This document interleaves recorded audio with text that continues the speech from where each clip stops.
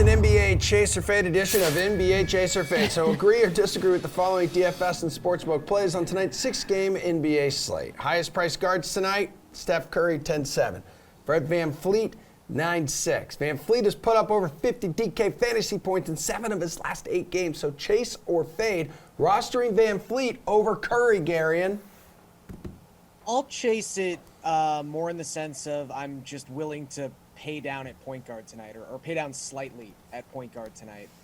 I do think VanVleet is viable, especially if we do find out later in the day that both Scotty Barnes and Gary Trent are out of this game. That really just takes away 2 of the Raptors' 4 guys who can create off the dribble, and that would really put a lot on VanVleet's plate in this particular game. But you know, Phoenix, really fantastic defensive team.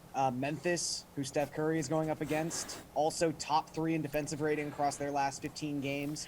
So these aren't fantastic matchups for either of these guys, if we're being honest. And I think there's a tier of point guard tonight, and it kind of starts with Ja Morant, who's just below $9,000.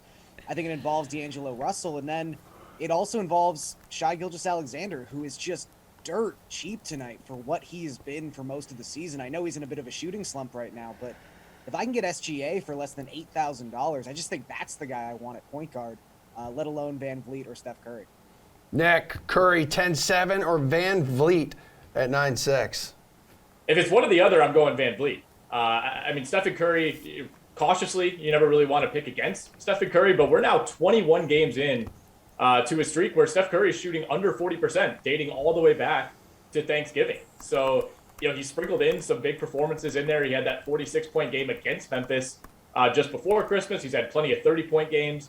But on the whole, you know, it's kind of been a slow come down from that super fast start that we saw from Steph Curry. So he hasn't quite been the same guy over these last 4 or 5 weeks that he was over the first 4 or 5 weeks of the season. And meanwhile, like you said, you know, in the intro to the question, I mean, VanVleet's been over 50 DraftKings points in 7 of his last 8. The Raptors could be without 2 starters, you know, including a fairly high usage player in Gary Trent. So I think things line up pretty well for VanVleet here. But I mean, like Gary said, SGA is another name to be that jumped out. I mean, he's almost $2,000 cheaper than he was like 6 games ago on DraftKings. So yeah, obviously there's a reason for that. The performance hasn't been great, but I think you're getting a pretty big discount on SGA tonight. All right, Nick, there's a similar situation at center. Nikola Jokic is going to cost you $12K, the most expensive player on the slate. You could also spend down, though, for Karl Anthony Towns for $2,000 less, and he's coming off nearly 65 fantasy points in his last game. So Chase or fade, Towns is the one that you're rolling with. You know, I guess I think I would still lean Jokic here, you know, especially if you're maybe saving some money and going with someone like SGA at point guard. I think it makes it a lot more palatable to pay up for a guy who, like you said, is the most expensive player on the slate. And, you know, I talked about Steph Curry kind of going into a mini slump by his standards. We haven't really seen anything like that from Jokic at any point over the last 2 years. I mean, even his down games, he still approaches a triple-double.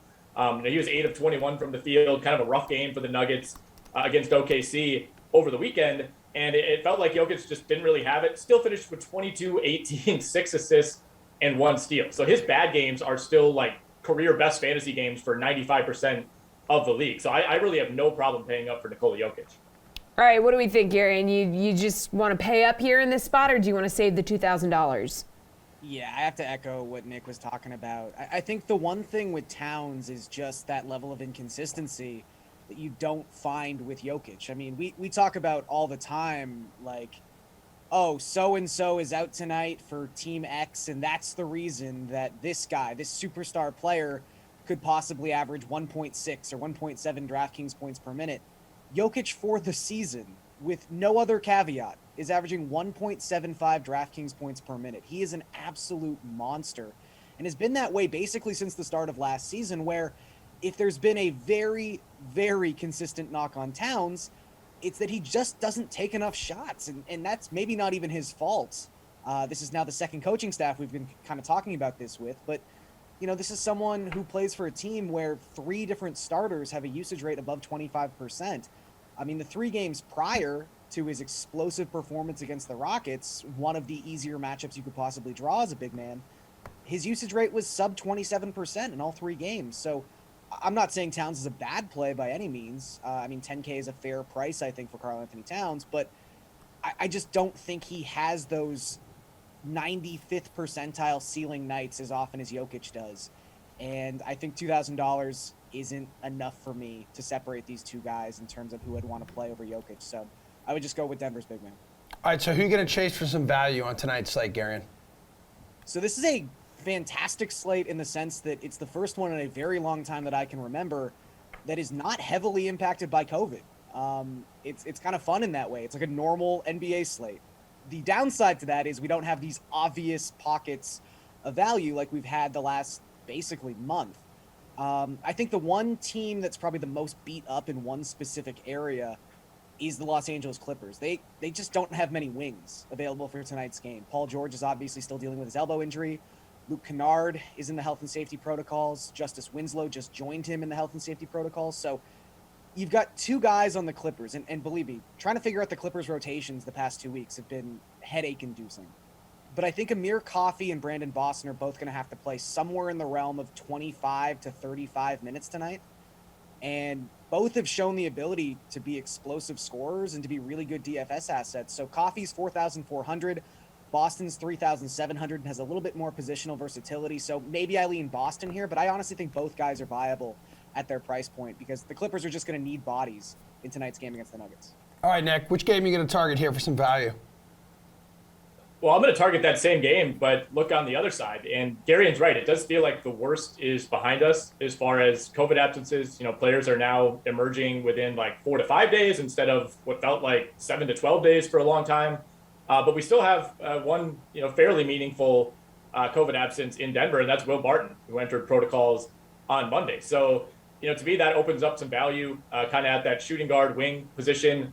Denver's a little undersized there. They're kind of using like 4 or 5 smaller guards. A lot of those guys playing up a position. So Monte Morris, to me, makes some sense at 4,700. You could always chance it with Facundo Campazzo at 4,600. But I think the guy I like the most, and I do worry that maybe he's going to be a somewhat popular pivot because of his price, 4,100, and the fact that he played 32 minutes against OKC on Sunday. That's Austin Rivers, who had 6 3-pointers, 22 points in that game against OKC. Obviously, he's a really fickle player. I'm not going to tell you he's for sure going to go off and give you 40 DraftKings points here, but at 4,100 for a guy who's probably going to be locked into around 30 minutes, I'm leaning toward Rivers tonight. All right, there is a great matchup tonight between Memphis and Golden State. The Grizzlies going to look to push their win streak to 10 games, but they're home dogs in this one with the Warriors favored by 2.5 points. So chase or fade Memphis at plus 120 on the money line to get it done, Nick. I'm going to chase it. I mean, my mind says to take Golden State, but my heart says to take Memphis and hope that they can keep this thing rolling. I mean, we do have some key injuries on both sides of this one. We learned yesterday that Dylan Brooks will not only miss this game, but could be out until the All-Star break. Steven Adams also very much questionable for this one as he emerges from COVID protocols. But on the other side, no Draymond Green for Golden State. And while Golden State, of course, does have Klay Thompson back, I think it's still going to be a multi-game kind of reconditioning process for him until he's back to looking something like the Klay Thompson that we remember from 2010 to 2019. So, part of me thinks, like, does Golden State maybe try too hard to integrate Klay? Like, there might be kind of a bumpy period, until he's fully back up to speed. And I think Memphis can find a way to take advantage of that. You look at the ATS records, if you're talking the spread here, Memphis is 13-6 as an underdog this season. They are a home dog in this situation. I think if you ask the Grizzlies, they probably don't think they should be underdogs in this game. This seems like one where they make a point and try to make a statement that, they're not on that second tier in the Western Conference, and maybe they belong closer to a team like Golden State, Phoenix, and Utah. All right, Gary, and this one actually down to plus 105 here. Yeah, I'm still going to chase it. I think that, when we're talking DFS, there's not often a lot of corollaries for when Draymond Green is out. There isn't like an obvious play that opens up, so sometimes we overthink that a little bit. But in terms of just picking against the spread, I mean, Draymond Green is a massive loss for this Warriors team. I think he's just so important, obviously, to what they do. So I think that helps Memphis clearly. And, as Nick was alluding to, this is a team that is 10-1 against the spread their last 11 games as an underdog. They haven't been underdogs all that often lately because they've been so good, but they have just been exceeding expectations in spots all season long. And across the last 15 games in the league, they have the best net rating by far, where Golden State's still pretty good. They're outscoring opponents by 2 points per 100 possessions, but that's 11th in the league compared to the 10.9 points per 100 possessions Memphis is outscoring their opponents. Golden State has been a much better team at home this season. They're outscoring opponents by 14 points per 100 possessions at home and just 2.8 points per 100 possessions on the road. So they're still very good. They're one of the best road teams in the league, but they're not quite the same team when they're leaving Golden State. They're not quite the same team when they don't have Draymond Green. I just think you have to keep rolling with Memphis tonight. Slate approved pick time, gentlemen. Your favorite DFS or sportsbook play tonight is what, Garion? So I'm going to go back to DFS. This is not something I ever thought I'd say. I love Kyle Kuzma at $8,400. It's a huge price point. I understand that, but this is someone who has now scored over 40 DraftKings points in 6 consecutive games. He's averaging almost 12 rebounds a night if you go back across his last 9 starts, and no team in basketball gives up more opponent rebounds per 100 possessions than the Oklahoma City Thunder. Kuzma could honestly just grab 16, 17 rebounds tonight. It's kind of crazy we're living in this world, but I trust Kyle Kuzma. I think he's a pretty good play. All right, let's go, Nick. Bring us home. I'm going with a big number tonight. I wish I felt a little bit better about it, but I'm trusting the Chicago Bulls. I think this is a massive bounce back spot for them. They took a weird loss, lost by 14 to the Dallas Mavericks over the weekend. I'd like them to cover 13.5 at home against the Detroit Pistons, who are coming off of a win over Utah. I know Detroit has looked a little more competent of late. They've started to log some victories that maybe mean something, but they're also a week removed from losing to the Hornets by 30. I think this is one of those nights. It's a get-right game for Chicago, and it's kind of a major regression game for Detroit after that win over Utah.